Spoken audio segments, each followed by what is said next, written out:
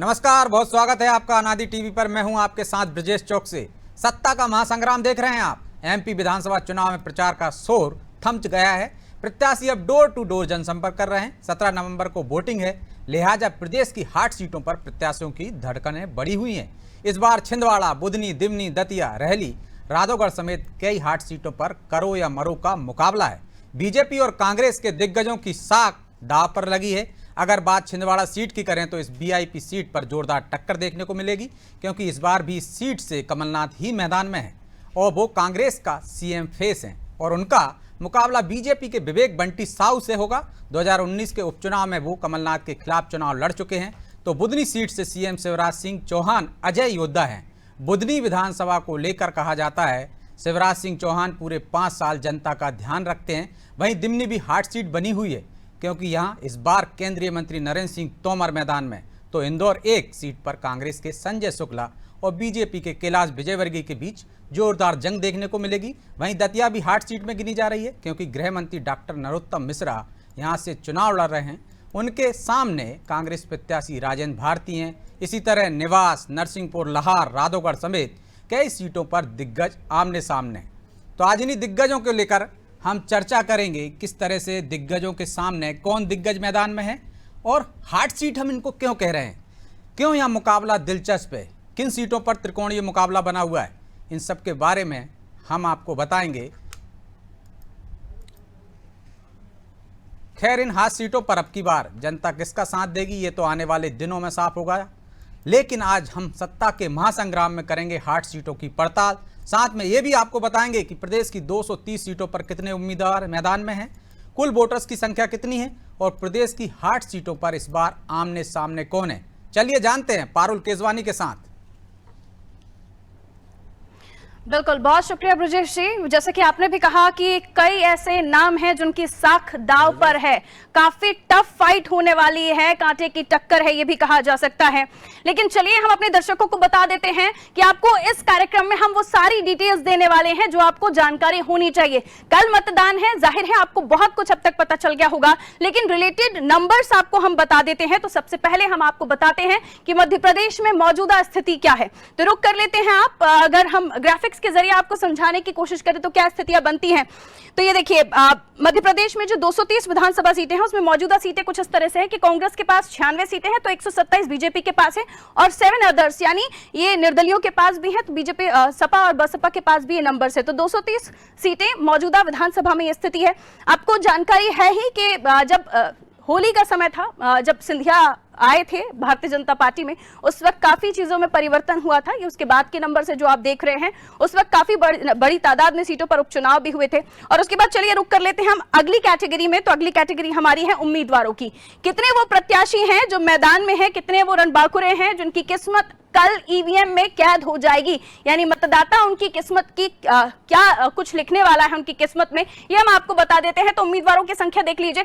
पुरुष जो कैंडिडेट हैं वो करीब 2280 हैं, 2280 ये मैदान में है। और इसी के साथ हम आपको अगला नंबर बताएं तो महिला, देखिए महिलाओं को लेकर किस तरह की पॉलिटिक्स हुई है देश में, आप जानते ही हैं। आरक्षण की बात हुई है, आरक्षण में आरक्षण, ओबीसी का आरक्षण की बात हुई है और कई सारी चीजें हैं जो महिलाओं के इर्द गिर्द है, जिसमें लाडली लक्ष्मी योजना, लाडली बहना योजना, किस तरह से महिलाओं को बीच में रखकर ये पूरी पॉलिटिक्स हुई है, ये आप अच्छे से जानते हैं। तो इसलिए महिला कैंडिडेट की भी हम बात करें तो 252 नंबर है, यानी 252 महिला प्रत्याशी मैदान में। और इसी के साथ थर्ड जेंडर की भी हम बात कर लें तो ये हमारे लोकतंत्र की खूबसूरती है कि थर्ड जेंडर भी वो काबिलियत रखते हैं, वो उन्हें भी अधिकार है कि वो इस चुनाव में अपनी भागीदारी भी दर्ज कराते हैं और साथ ही उम्मीदवार की तरह भी, प्रत्याशी की तरह भी जनप्रतिनिधि बनने के लिए खड़े होते हैं। तो तीसरा जो नंबर हमने आपको बताया थर्ड जेंडर, तो एक है जो थर्ड जेंडर की कैटेगरी में आए हैं और उम्मीदवार हैं, मैदान में हैं। आगे हम बढ़ते हैं तो कुल मतदाताओं की संख्या, यानी सबसे बड़ी ताकत आपकी ताकत, कितने वो मतदाता हैं जो चुनावी मैदान में है। तो कई सारे मतदाता हैं, पुरुषों की भी संख्या आप देख लें तो 2,87,22,261 जो मतदाता है वो पुरुष हैं मध्य प्रदेश में, और महिला जिन्हें हम आधी आबादी भी कहते हैं, जिनके इर्द गिर्द ये चुनाव है। आपको ये जानकारी हम दे दें कि पिछले बार भी कई ऐसी सीटें थी जिन पर महिला मतदाता निर्णायक रही थी। तो महिला मतदाता जो है यहाँ पर 2,71,99,586 महिला मतदाता है और इसी के साथ थर्ड जेंडर वोटर्स की संख्या जो है वो 1292 हो जाती है। तो ये जानकारी इसलिए आपके लिए जरूरी है क्योंकि आप मतदाता हैं और आप इन उम्मीदवारों की किस्मत का फैसला करते हैं। तो कई सारी चीजें हम आपको बता देते हैं और चलिए हम आज आपको बताने जा रहे हैं सत्ता के महासंग्राम में, वो है हॉट सीट्स, हाई प्रोफाइल सीटें जिन पर सबकी नजरें हैं। न केवल मध्य प्रदेश में देश की नजरें हाई प्रोफाइल सीटों पर हैं, वो हाई प्रोफाइल सीटें हम आपको बताने जा रहे हैं। वैसे तो कई सारी हैं लेकिन चुनिंदा सीटें हम आपको बताने जा रहे हैं जिन पर सबकी नजर है और क्यों ये हॉट सीट कहला रही हैं ये भी हम आपको बता देते हैं। तो देखिए, हमने आपको बताया उम्मीदवारों की संख्या क्या है, हमने आपको बताया वोटर्स किस तरह से है, कई सारे मुद्दे हैं जो इस चुनाव में रहेंगे और तमाम उन मुद्दों पर भी हम चर्चा करेंगे। देखिए, सबसे पहली सीट आ जाती है छिंदवाड़ा विधानसभा सीट, कमलनाथ है, विवेक बंटी साहू हैं। ये हाई प्रोफाइल सीट इसलिए है क्योंकि छिंदवाड़ा से कमलनाथ है, हर बार यहां से चुनाव जीतते हैं। वैसे अब तक उन्होंने 2018 से पहले संसद का चुनाव जीता, लेकिन जब मुख्यमंत्री वो बने और उसके बाद उन्हें उपचुनाव लड़ना पड़ा तो छिंदवाड़ा विधानसभा से वो उपचुनाव लड़े। विवेक बंटी साहू उनके सामने कैंडिडेट है। विवेक बंटी साहू पिछली बार हारे थे, 24,000 मतों से उन्हें हार का सामना करना पड़ा था। लेकिन दिलचस्प इसलिए क्योंकि पूर्व मुख्यमंत्री और इस बार भी कांग्रेस का ही मुख्यमंत्री फेस है कमलनाथ। तो देखना दिलचस्प होगा कि छिंदवाड़ा पर मतदाता क्या कुछ कहते हैं। कहा जाता है छिंदवाड़ा में अगर कमलनाथ सिर्फ मौजूद हैं तो किसी और चीज की जरूरत नहीं है, किसी चिन्ह की जरूरत नहीं है। इसलिए भी हमने देखा कि कई सारे लोगों का यह भी वहां पर मानना था कि वहां पर कमलनाथ के प्रचार करने की भी बहुत ज्यादा आवश्यकता नहीं है, कमलनाथ का नाम ही काफी है। लेकिन पिछली बार भी विवेक बंटी साहू ने अच्छी टक्कर दी थी, इस बार भी वो मैदान में है और अच्छी मशक्कत कर रहे हैं। इस गढ़ पे सेंध लगाने के लिए पार्टी ने पूरी ताकत झोंक दी है क्योंकि पार्टी इस सीट को हासिल कर भारतीय जनता पार्टी की मैं बात कर रही हूं, इस सीट को हासिल करने के साथ ही पार्टी संदेश देना चाहती है कि किस तरह से उनकी मजबूती बढ़ रही है और वो उस गढ़ में सेंध लगाने में कामयाब होते हुए दिखेंगे अगर ऐसा होता है जो पार्टी के मंसूबे हैं। चलिए अगली सीट की तरफ मैं बढ़ रही हूं।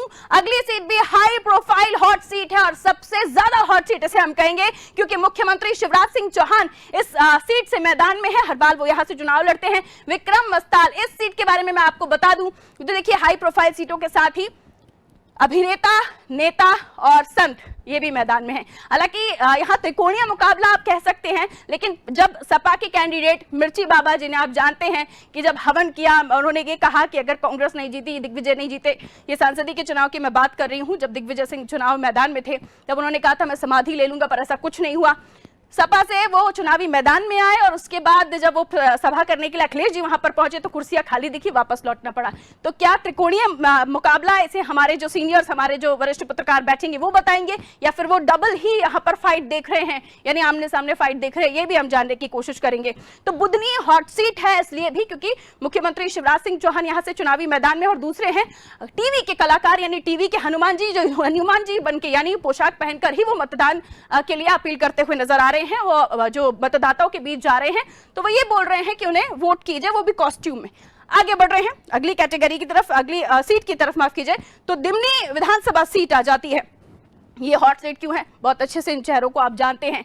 दिमनी विधानसभा सीट, नरेंद्र सिंह तोमर केंद्रीय कृषि मंत्री हैं, रविंद्र सिंह तोमर ये यहाँ से जीतते आए हैं। देखिए, हमने जब इस लिस्ट को लेकर भी जब चर्चाएं की थी तब भी हमने आपको बताया था कि बीजेपी ने जो दाव चला है बड़े बड़े नेताओं को मैदान में उतारकर, वो ये कि जो हारी हुई सीटें हैं खासतौर पर उन्हें हासिल किया जा सके।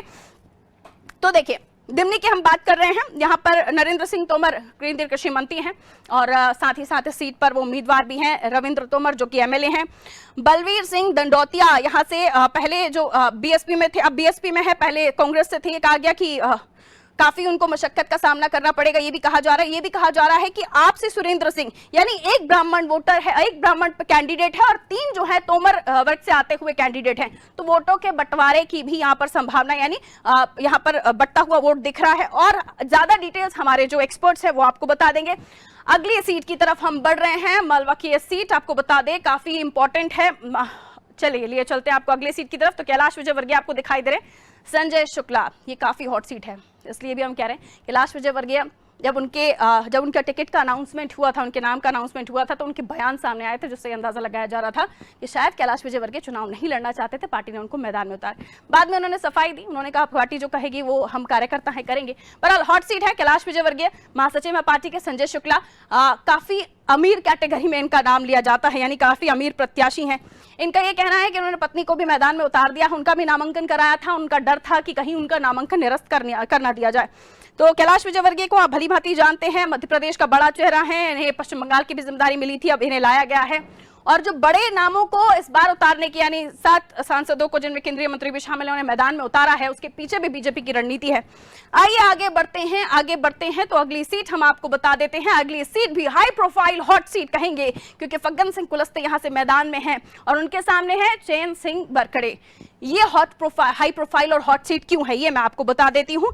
निवास की ये सीट, और इसलिए भी इसे हॉट सीट कहा जा रहा है क्योंकि फग्गन सिंह कुलस्ते सांसद हैं, मंत्री हैं, और इनके बारे में ये भी कि निवास जहां से वो इस वक्त चुनाव लड़ रहे हैं, जब वो सांसद का चुनाव लड़ रहे थे तो निवास ही वो सीट थी जहां से सबसे कम वोट इन्हें मिले थे, तो डबल चुनौती इनके साथ हो जाती है।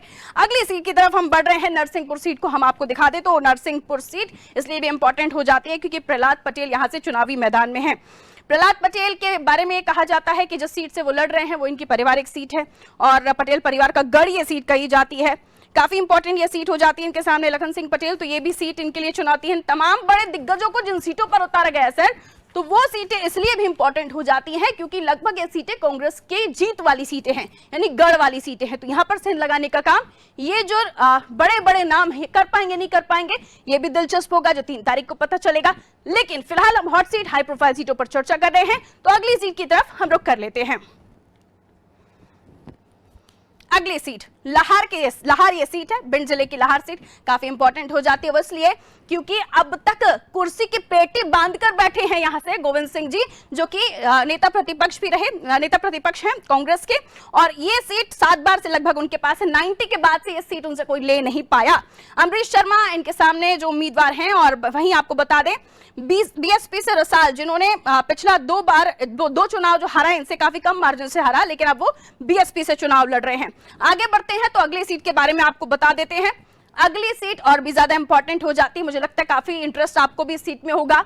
दतिया, नरोत्तम मिश्रा, राजेंद्र भारती, ये 4थी बार राजेंद्र भारती मैदान में है, 3 बार से हार रहे हैं नरोत्तम मिश्रा से। नरोत्तम मिश्रा मध्य प्रदेश में मंत्री हैं और काफी ज्यादा इस सीट के बारे में लोगों का कहना है कि यहां पर दादा की ही चलती है। क्राइम को लेकर मुद्दा बनाया गया कई बार विपक्षी पार्टियों की तरफ से, लेकिन माना जा रहा है कि ये बीजेपी की सुरक्षित सीट है।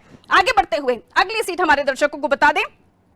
अगली सीट भी काफी हाई प्रोफाइल इंपॉर्टेंट सीट, जिस पर सबकी नजर रहेगी और हर एक सीट पर डिटेल कल हम आपको सुबह 7 बजे से देना शुरू कर देंगे। तो ना केवल अभी हमारे साथ बने रहिए, कल सुबह से भी आपको हमारे साथ जुड़ना है।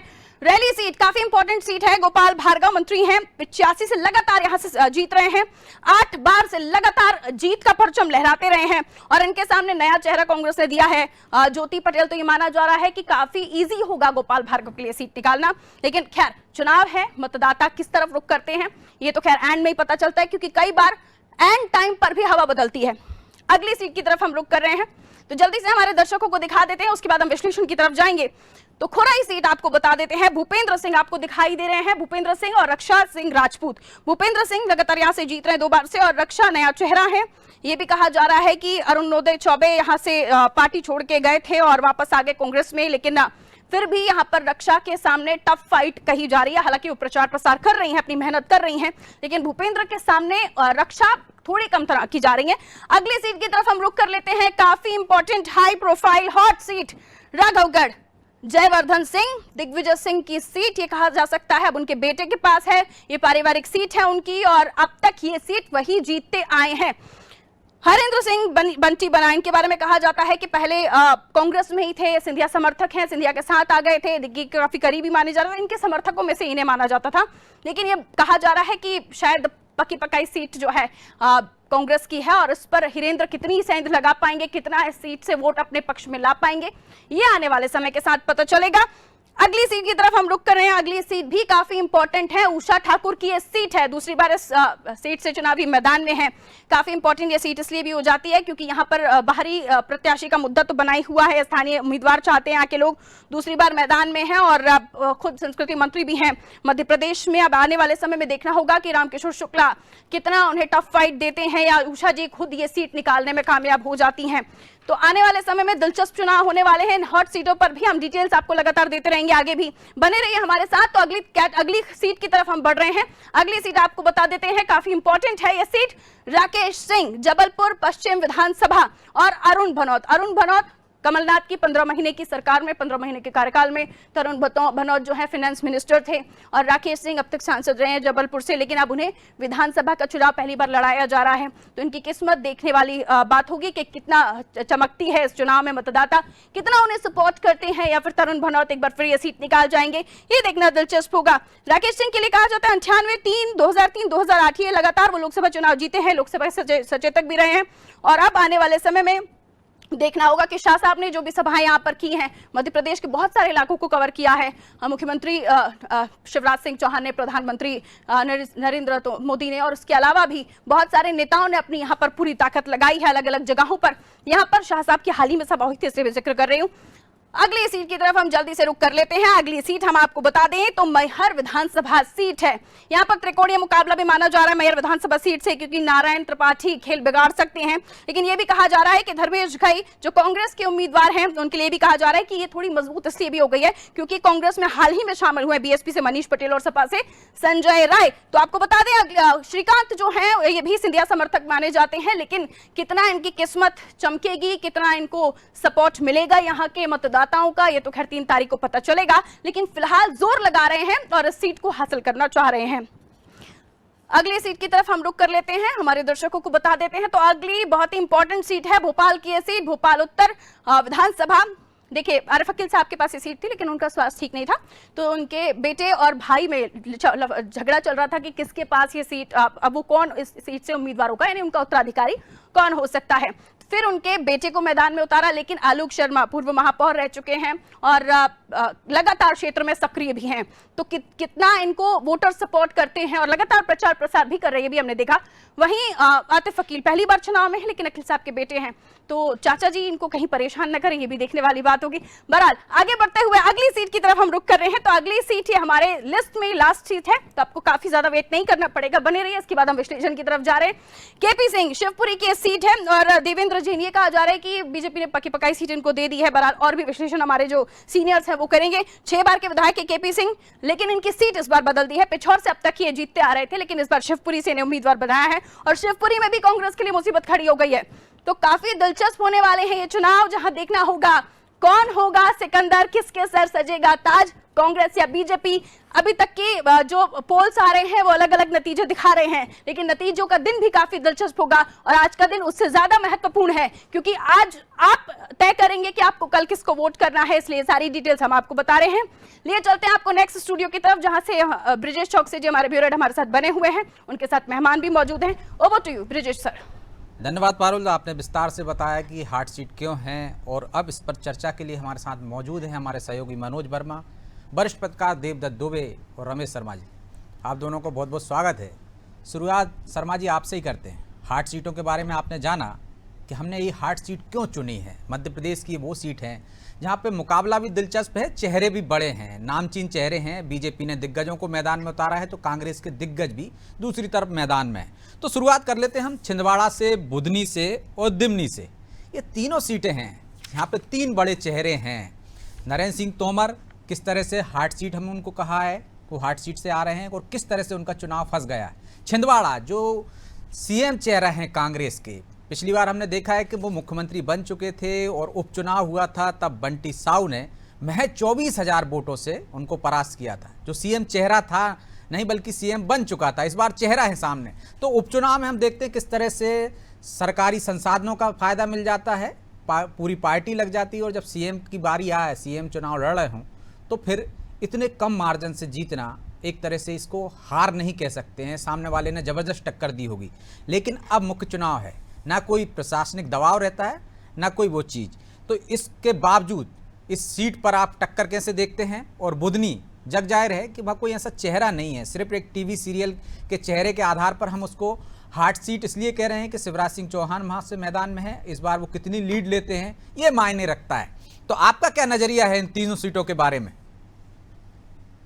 मुझे लग रहा है कि अगर हम सबसे पहले बुधनी सीट की बात करें जी, तो बुधनी सीट पर कहने के लिए हम इसको त्रिकोणीय संघर्ष कह सकते हैं। लेकिन सीधी सीधी लड़ाई कांग्रेस और भाजपा के बीच में होगी। और शिवराज जी की स्थिति वहां पर अपेक्षाकृत मजबूत है। और अगर पिछली बार की तुलना में हार जीत का मार्जिन, अगर उनकी जीत का मार्जिन अगर बढ़ता है तो मुझे आश्चर्य नहीं होगा। उसका एक कारण ये है कि शिवराज जी भले ही पूरे प्रदेश में और देश में वो सक्रिय रहे हैं, लेकिन कहीं ना कहीं उनकी पत्नी साधना सिंह और उनके बेटे खास तौर से उन्होंने विदिशा संसदीय क्षेत्र में और बुधनी विधानसभा क्षेत्र में खुद को बहुत सेटलाइज किया हुआ था। एक एक गांव में अगर वो जो सदस्यता अभियान चला था तो साधना जी ने और कार्तिकेय दोनों ने एक एक गांव में जाकर के सदस्यता अभियान बनाया था। और कम से कम 3 स्थानों पर, बुधनी विधानसभा के क्षेत्र के 3 स्थानों पर तो उन्होंने क्रिकेट प्रतियोगिता आयोजित की थी। इसके अलावा समय समय पर प्रवचन और बड़े बड़े संतों के वहां पर समागम होता है। तो वो सीट जो है मुझे लग रहा है बुधनी पर बहुत ज्यादा कठिनाई शिवराज जी को नहीं होगी। और पिछली बार हमने तो देखा पिछली बार भी वो प्रचार करने नहीं गए थे और वहां पे बड़े मार्जिन से जीत हासिल की थी। हालांकि मिर्ची बाबा मैदान में है, लेकिन कल अखिलेश यादव उनकी सभा को संबोधित करने आए, भीड़ ही नहीं दिखी, तो बिना संबोधित किए हुए नर्मदा जी की आरती करके वापस लौट गए। तो त्रिकोणीय मुकाबला आप कह भले ही रहे हो, लेकिन बीजेपी कांग्रेस का ही मुकाबला है। हाँ, निश्चित रूप से वही नहीं, मैंने त्रिकोणी कहा ही नहीं। मैंने तो कहा कहने के लिए त्रिकोणी है जी, लेकिन वो सीधा सीधा है। और पिछली बार की तुलना में अगर जीत का मार्जिन बढ़ता है शिवराज जी का तो मुझे आश्चर्य नहीं होगा। अब दूसरी सीट जो है छिंदवाड़ा सीट, छिंदवाड़ा में हालांकि भाजपा ने एक कोशिश ये की है कि आमतौर पर वहां पर जो वोटों का गणित है, वोटों का गणित, माइनॉरिटी का वोट, वनवासियों का वोट, ब्राह्मणों का वोट, ये कहीं ना कहीं कांग्रेस के लिए सेंट्रलाइज है, क्योंकि ये वो क्षेत्र है छिंदवाड़ा का जो 1942 से सक्रिय रहा है। और 1942 का जो आंदोलन था, भारत छोड़ो आंदोलन, वहां पर कहीं ना कहीं वनवासी और ब्राह्मण समाज पूरे छिंदवाड़ा क्षेत्र में एकजुट रहा है और वो कहीं ना कहीं कांग्रेस का समर्थक रहा है। अब उसमें उन्होंने ओबीसी को टिकट देकर के भाजपा ने उसमें से सेंध लगाई है। यद्यपि मेरे आकलन में कमलनाथ जी बेहतर पोजीशन में है, थोड़ा बहुत उनका मार्जिन घट सकता है 2019 की तुलना में, लेकिन फिर भी वो मतलब वहां से मुझे उनकी जीतने की संभावना मुझे लगती है वहां पर। दूसरा, एक तीसरी सीट जो आपने दिमनी का कहा, दिमनी निश्चित रूप से पिछली बार की हारी हुई सीट है। नरेंद्र सिंह जी तोमर को जो वहां भेजा गया है वो योजना पूर्वक ही भेजा गया है। वहां टक्कर, बहुत अच्छी टक्कर वहां पर होगी, लेकिन फिर भी कह नहीं सकते। लेकिन इन दोनों सीटों की तुलना में वहां मुकाबला कठोर मुकाबला है। उसका एक कारण जाति वाला भी मुकाबला है। पिछले चुनाव में चूंकि ब्राह्मण समाज भाजपा के साथ था, कांग्रेस ने वोटों के डिवीजन करने की कोशिश की है। अब उस डिवीजन का कितना उनको लाभ मिलता है ये रिजल्ट में पता लगेगा। जी, तो ये 3 सीटों के बारे में आपने विस्तार से बताया। दुबे जी, आपसे भी मैं 3 सीटों पर ही चर्चा करने की कोशिश करूंगा, जानना चाहूंगा, क्योंकि एक बड़ी हार्ड सीट है जहां से कैलाश विजयवर्गीय मैदान में हैं और उनके सामने संजय शुक्ला हैं इंदौर 1 से। निवास की हम बात करें तो चैन सिंह बरकड़े हैं, फग्गन सिंह कुलस्ते हैं, और तीसरी सीट है प्रहलाद पटेल की नरसिंहपुर से लखन सिंह पटेल है। तो जिस तरह से शर्मा जी ने बताया है कि यहाँ तो 2 सीट एक तरफ जाती दिख रही हैं कि कमलनाथ जी का लगभग जीतना मान लीजिए तय है, और शिवराज सिंह चौहान तो अजय योद्धा बने हुए हैं। तीसरी सीट पर मुकाबला दिलचस्प है, उसके परिणाम आएंगे तब पता चलेगा कि किस तरह का त्रिकोणीय मुकाबला था, फंसी है या नरेंद्र सिंह तोमर क्लीन स्वीप कर गए वहां से। इन 3 सीटों के बारे में आपकी क्या राय है? कैलाश विजयवर्गीय का चुनाव भी बड़ा दिलचस्प बन गया है इस बार। देखिए चौकसी जी, पूरे प्रदेश में सर्वाधिक चुनौतियां हैं वो बड़े चेहरों के साथ। जब ये घोषित हुए थे अधिकांश बड़े चेहरे, तब लग रहा था कि बड़ा आसान होगा, ये खुद भी जीतेंगे, आसपास की सीटों को भी जिताएंगे। लेकिन जैसे जैसे चुनाव आगे बढ़ा, चाहे वो बड़े चेहरे कांग्रेस के हो चाहे भाजपा, सबके लिए चुनौतियां वो दे रहे हैं जो नौ सीखी है अधिकांश जगह, पहली बार प्रत्याशी बनी, वो चुनौती दे रहे हैं। तो एक जनता की मानसिकता समझ में आती है कि वो राजनीतिक लोगों से कैसे अब उसकी भाव लोग बदल रहे हैं, खासकर बड़ी चेहरों में जो लगातार जीत रहे हैं, कद्दावर है जिनके बारे में कहा जाता था। ये एक चुनाव में मैंने जो घूमा हूँ अभी तक ये लगा एक बदलाव है, बदलाव की बात होती है। तो दूसरी ओर लाडली बहना उसको हवा को रोक रही है, ऐसी जो जनहित योजनाएं हैं, लाभार्थी योजनाएं, वो उसको रोक रही है। तो प्रदेश के इतिहास में बड़ा अभूतपूर्व चुनाव होने जा रहा है। पहले ये लगता था कि कैलाश विजयवर्गीय घोषित हुए तो वो खुद भी जीतेंगे और आसपास में भी उसका असर पड़ेगा। बहुत बड़े नेता है, राष्ट्रीय महासचिव, कई राज्यों में वो चुनाव का काम देख चुके हैं। एक समय हरियाणा में पार्टी जीती तो उनका हरियाणा आने में कैलाश विजयवर्गीय का बहुत बड़ा योगदान।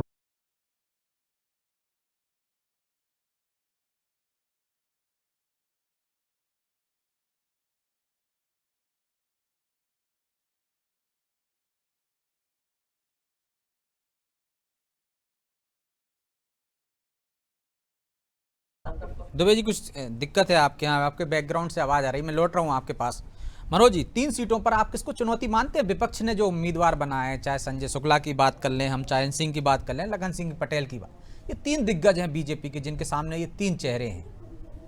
देखिए, निश्चित तौर पर जो अभी दुबे जी भी कह रहे थे इंदौर एक की बात करें कि कैलाश विजयवर्गीय संभवतः अभी हाल के दिनों में पहले ऐसे नेता हैं बड़े जो अलग अलग सीटों पर पार्टी उनको चुनाव लड़ाती रही है। चाहे वो 2 नंबर की बात कर ले हम, चाहे वो 4 नंबर की बात कर ले इंदौर, कभी उनको मऊ भेज दिया जाता है और अब इंदौर एक सीट पर। तो माना ही जा रहा था बड़े आसान सीट होगी, लेकिन संजय शुक्ला ने इस मामले को दिलचस्प बना दिया है। लेकिन अभी जो पिछले दिनों प्रधानमंत्री नरेंद्र मोदी का रोड शो हुआ है, उसके बाद हालात जरूर बदले। हालांकि बीच बीच में कहीं कहीं सही सीटों पर प्रचार करने कैलाश विजयवर्गीय गए हैं और संजय शुक्ला ने उस तरह से डाइवर्ट करने का प्रयास किया कि बड़ा नेता और आपका बेटा, इस तरीके से उसको डाइवर्ट करने का प्रयास किया था। लेकिन जब हमने देखा था कि महापौर के चुनाव में भी खुद अपने क्षेत्र में संजय शुक्ला को हार का सामना करना पड़ा था, तो सीट उनके लिए आसान नहीं। और पिछली बार भी उनके जो पिता हैं वो बड़े बीजेपी के नेता माने जाते थे, विष्णु शुक्ला बड़े भैया। और उसके बाद हमने देखा था जब कैलाश विजयवर्गीय का टिकट मिला था तो वो सबसे पहले संजय शुक्ला के घर गए थे और विष्णु शुक्ला उनकी पुष्पहार अर्पित करके आए थे उनके चित्र पर।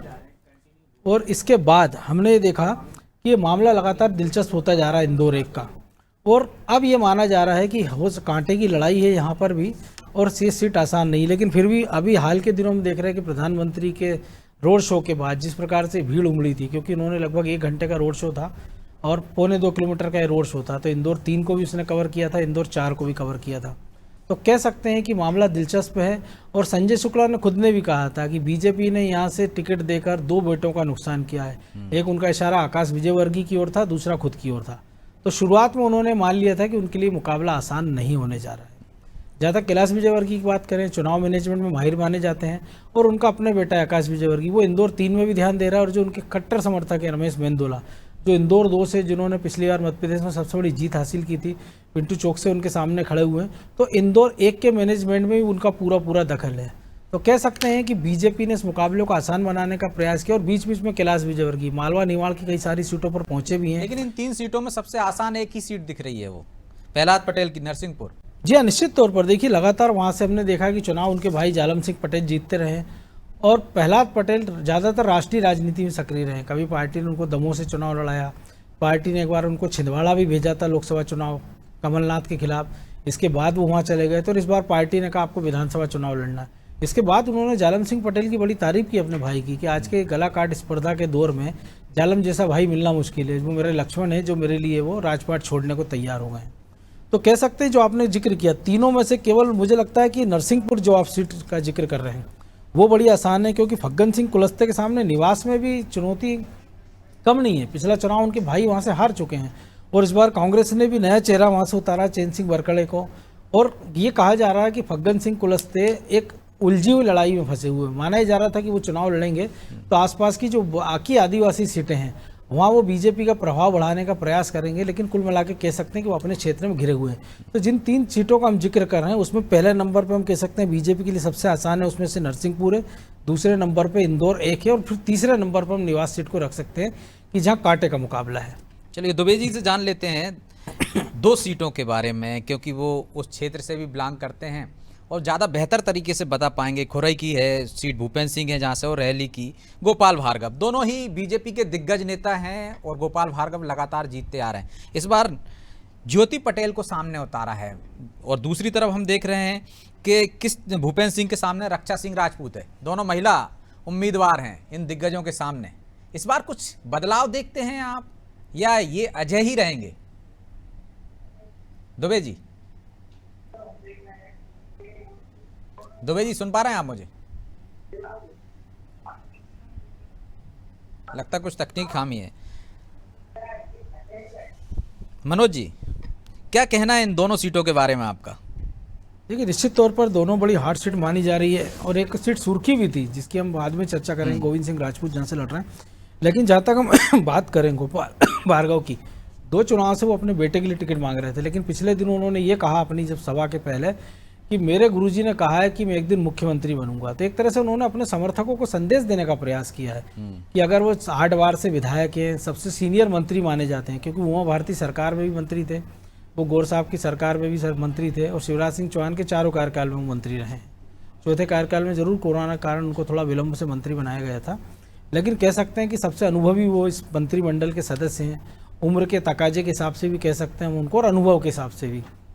तो कांग्रेस ने जो नए चेहरे पर दाव लगाया, ज्योति पटेल, माना जा रहा है कि कुर्मी वोटों को देखते हुए दाव खेला है पार्टी ने, और इसके जवाब में हमने देखा था गोपाल भार्गव ने पूरी ताकत दिखाने का प्रयास किया था। जिस दिन वो नामांकन करने गए थे उस दिन पूरा रैली बंद था। कहा जा रहा है कि सारे लोग उनके नामांकन के लिए साथ इकट्ठा गए थे। जहाँ तक हम भूपेंद्र सिंह की बात करें, उनके सामने भी चुनौती है, क्योंकि उनके सामने भी रक्षा सिंह राजपूत युवा चेहरा है, नया चेहरा है। उन्होंने विरोधियों को इतना कमजोर कर दिया वहाँ पे, चाहे अरुणदेव चौबे की बात कर लें हम, कांग्रेस में ऐसा कोई बड़ा नाम है नहीं।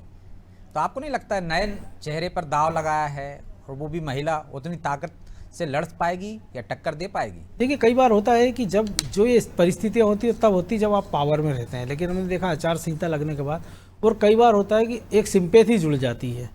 और जो आपने जिक्र किया, तो कई बार ऐसा भी होता है कि जो बड़े चेहरे नहीं कर पाते वो नए चेहरे, युवा चेहरे कमाल कर पाते हैं। ऐसा हमने कई चुनावों में देखा है।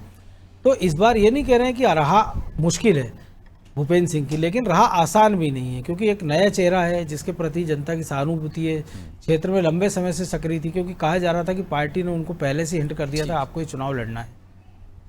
तो शर्मा जी, 2 सीटें और भी, यदि हम ग्वालियर चंबल की 3 सीटों की बात कर लें तो दतिया भी है एक, राजेंद्र भारती जहां से लगातार चुनाव मैदान में है। डॉक्टर नरोत्तम मिश्रा को क्या चुनौती दे पाएंगे जिस तरह से कांग्रेस ने वहां पर टिकट बदला है?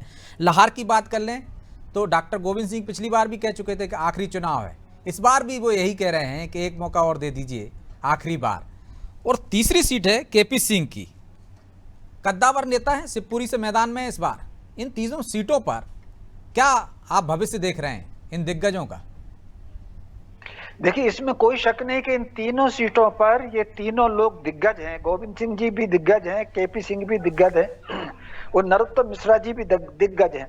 लेकिन इस बार वहां पर अगर जो देखा जा रहा है ग्वालियर चंबल संभाग में, दोनों ही पार्टियों में असंतोष बहुत ज्यादा है, दोनों ही पार्टियों में भीतरघात बहुत ज्यादा है और कहीं ना कहीं उम्मीदवारों को लेकर के भी बहुत ज्यादा असंतोष है।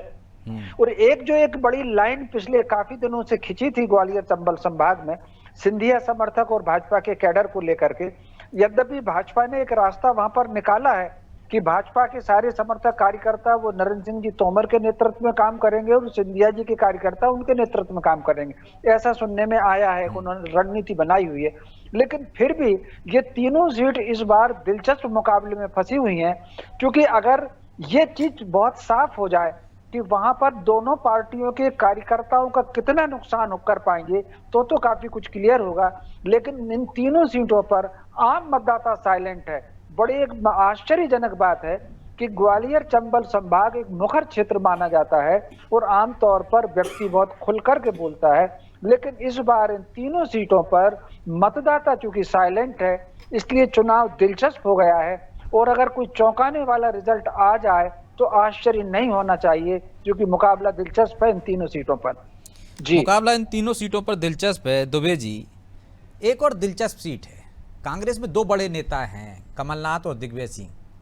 दिग्विजय सिंह के अनुज भी चुनाव मैदान में है, वहाँ त्रिकोणीय मुकाबला हो गया। ममता मीणा के बागी होने के बाद वो जिस तरह से आम आदमी पार्टी में चली गई हैं, चाचौड़ा। और एक और सीट है जयवर्धन सिंह, जिनको भावी मुख्यमंत्री के रूप में देखा जा रहा है, ऐसा कहा जा रहा है और ऐसे दावे बीजेपी भी करती रही कि दिग्विजय सिंह और कमलनाथ अपने बेटों के भविष्य के लिए लड़ रहे हैं। जयवर्धन में वो खूबियां भी हैं, हमने देखा है किस तरह से वो मंत्रिमंडल में शामिल हुए। तो इस सीट को भी हमने हार्ड सीट में रखा है, क्योंकि इस बार यहाँ पर जो उनका काम देखते थे चुनाव मैनेजमेंट का, उन्हीं को बीजेपी ने उम्मीदवार बनाया है, बंटी बना को। तो इस सीट के बारे में क्या राय है आपकी? देखिए, राघवगढ़ दिग्विजय सिंह का एक तरह से गढ़ माना जाता है, और जब 2003 के विधानसभा चुनाव में वहां शिवराज सिंह किया गया था दिग्विजय सिंह को घेर में, तभी दिग्विजय सिंह चुनाव जीत गए।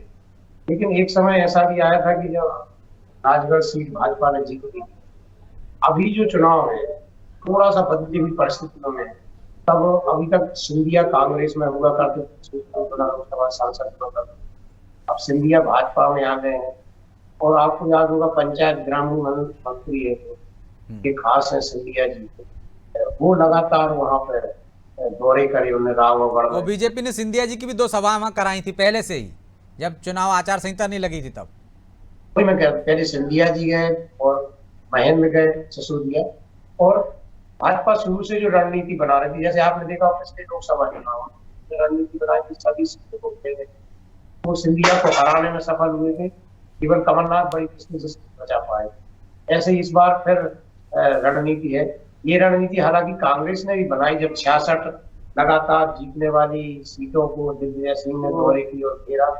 अभी जिस तरह से राघवगढ़ में घेराई है, लेकिन एक जो कांग्रेस अपना वातावरण बना रही है बदलाव सरकार में, उसके कारण और थोड़ा दिग्विजय सिंह से भी अच्छी इमेज है इसकी, जयवर्धन की थोड़ी सॉफ्ट लैंग्वेज है, व्यवहार कुशल है। तो और दिग्विजय सिंह की जैसे कट्टर हिंदुत्व की छवि को नहीं बना पाते,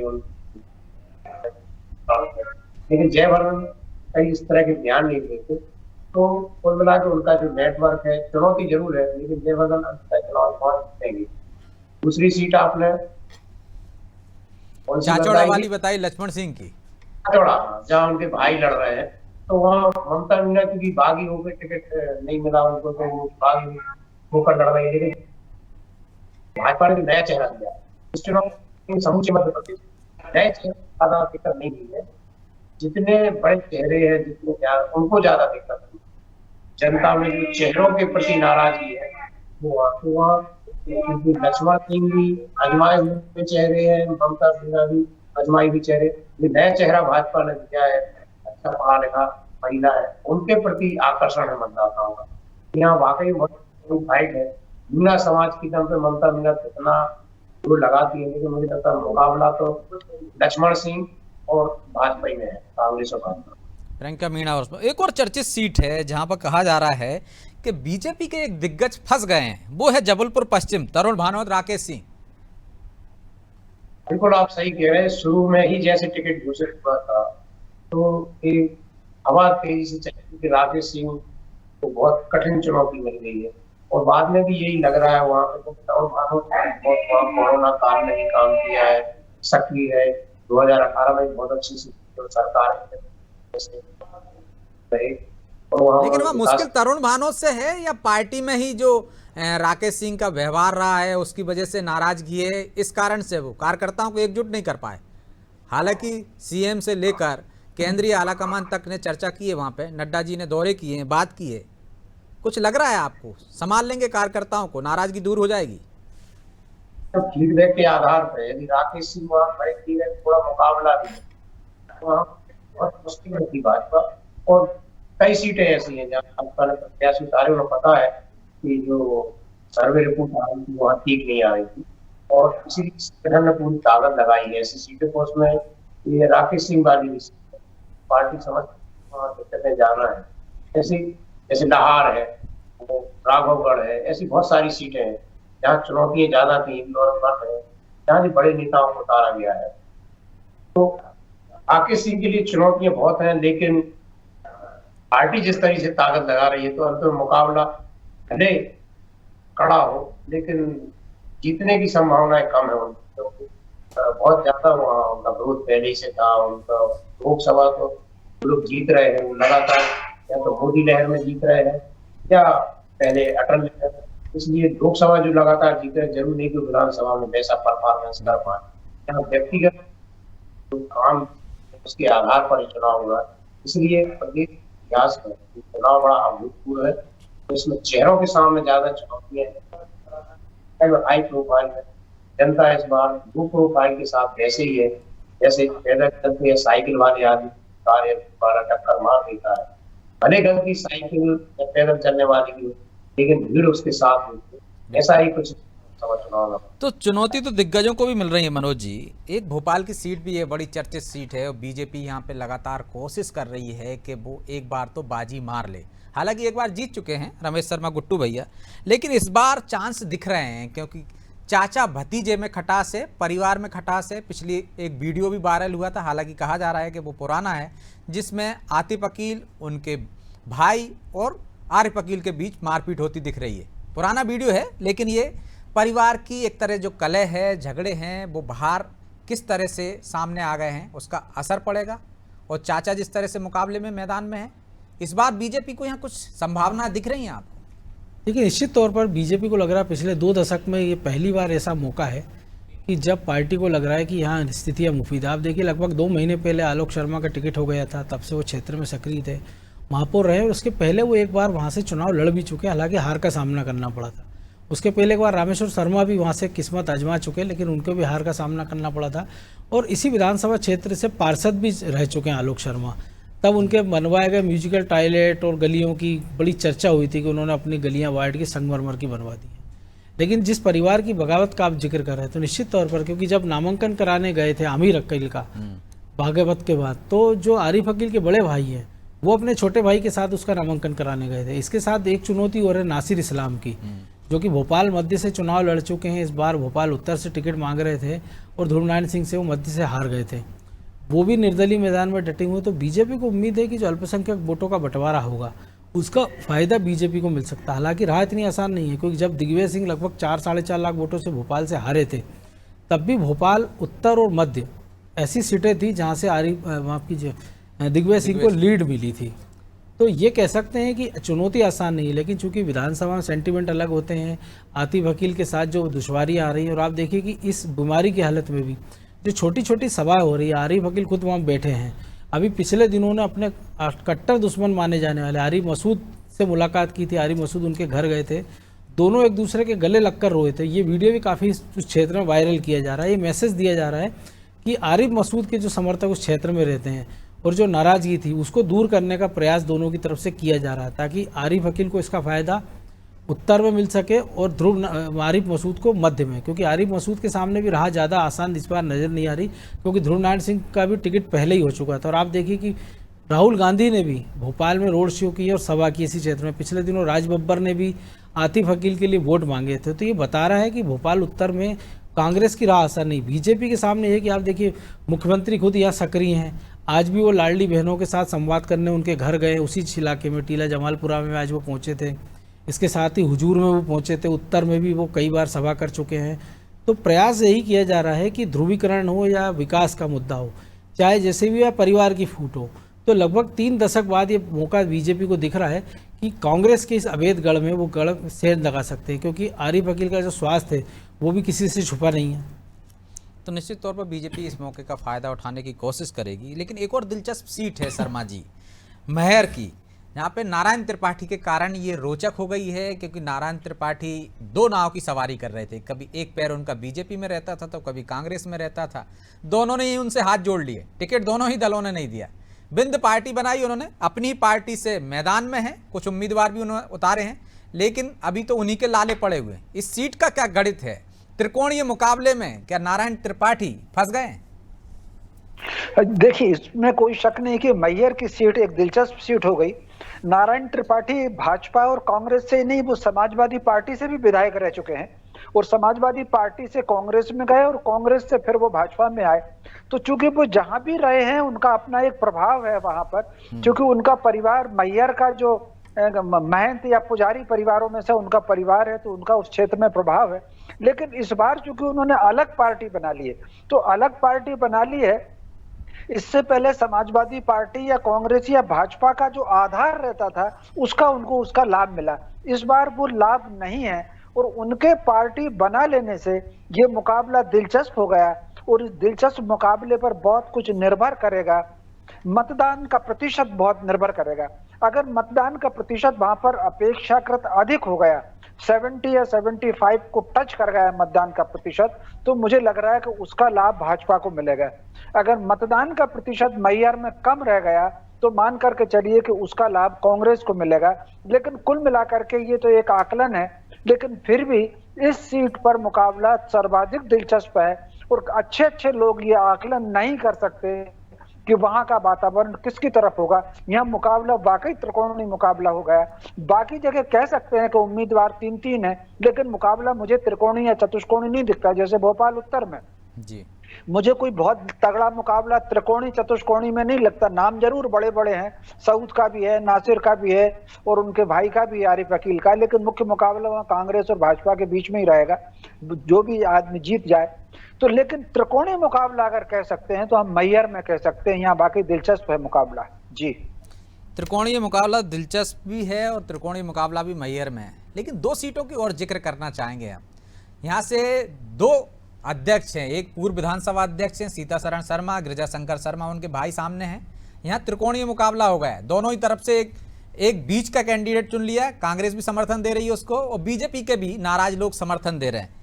दूसरी सीट है गिरीश गौतम की, जहाँ भतीजा ही देव तालाब, जहाँ भतीजा ही चुनौती दे रहा है। दोनों अध्यक्ष, पूर्व अध्यक्ष और वर्तमान अध्यक्ष फंसे हुए हैं क्या? हाँ, निश्चित रूप से वाकई ये बड़े मुकाबला दोनों का बड़ा दिलचस्प हो गया। और चूंकि एक सबसे बड़ी बात ये है कि दोनों ही सीटों में न केवल पार्टी का मुकाबला दिलचस्प है, परिवार का मुकाबला दिलचस्प है, बल्कि ब्राह्मण वोटरों का मुकाबला भी दिलचस्प है। जैसे अगर हम नर्मदापुरम की बात करेंगे तो नर्मदापुरम में सीता सरण जी भी उत्तरी समाज में सक्रिय रहते हैं, क्योंकि वहां पर ब्राह्मण समाज का वोट जो है केवल अपने समाज, नर्मदापुरम की विशेष की मैं बात बता रहा हूँ, मध्य प्रदेश में जो कुछ क्षेत्र ऐसे हैं वहां पर न केवल वो ब्राह्मण समाज अपने समाज तक केंद्रित रहता है, बल्कि वो अन्य समाज के वोट को भी प्रभावित करता है। उसका कुछ कारण है तो कभी उस पर किसी और डिबेट में चर्चा करेंगे। तो लेकिन बड़ी दिलचस्प, क्योंकि गिरिजा शरण और सीता सरण दोनों का प्रभाव समाज में बहुत है। और चूंकि परिवार की पृष्ठभूमि ऐसी रही है कि करपात्री जी महाराज हों या शंकराचार्य जी महाराज हों या स्वरूपानंद जी हों या निश्चलानंद जी हों, ऐसा कोई संत नहीं है जो संत इन परिवारों से ना जुड़ा हो और उनके भक्त इन परिवार से ना जुड़े हो। तो कुल मिलाकर के वो जो डिवीजन वहां पर हो गया है, तो मैं समझता हूं राजनीतिक खेल अपनी जगह होता है, लेकिन वहां जो मुकाबला दोनों पार्टियों ने उम्मीदवार बनाया और कांग्रेस ने वहां पर वोट को काटने की जो रणनीति करके गिरिजा शंकर को आगे किया है, मैं समझता हूं ये बहुत एक रोचक बात है और दिलचस्प बात है। वहां भी मुकाबला कुछ भी हो, फिर भी मुझे थोड़ा सा 19-20 से सीता सरण एक कदम मुझे आगे दिख रहे हैं। 48-52 समझ लें या मैक्सिमम 45-55% समझ लें, एक छोटा सा कदम में मुझे सीता सरण तो ठीक दिख रहे हैं। लेकिन रीवा में मुकाबला जो है वो वाकई बहुत दिलचस्प हो गया। वहां देखने वाली बात होगी कि परिणाम किसका आएगा। जी, बहुत बहुत धन्यवाद शर्मा जी, दुबे जी, चर्चा में उस विश्लेषण में शामिल होने के लिए, दर्शकों को समझाने के लिए। तो कहीं परिवार की साख दाव पर है, कहीं दिग्गजों की, क्योंकि दिग्गजों के बारे में हमने आपको बताया, हमारे वरिष्ठ साथियों ने भी बताया है कि किस तरह से कौन दिग्गज फंसा हुआ है और किसकी राह थोड़ी आसान नजर आ रही है। अब ये तो परिणाम बताएंगे कि दिग्गज कहाँ हाँप रहे थे और कहाँ दौड़कर सर पर जीत हासिल कर ली। इसके लिए इंतजार कीजिए 3 दिसंबर का। बहरहाल सत्ता के महासंग्राम इतना ही, मुझे दीजिए इजाजत और आप देखते रहिए अनादि टीवी। नमस्कार।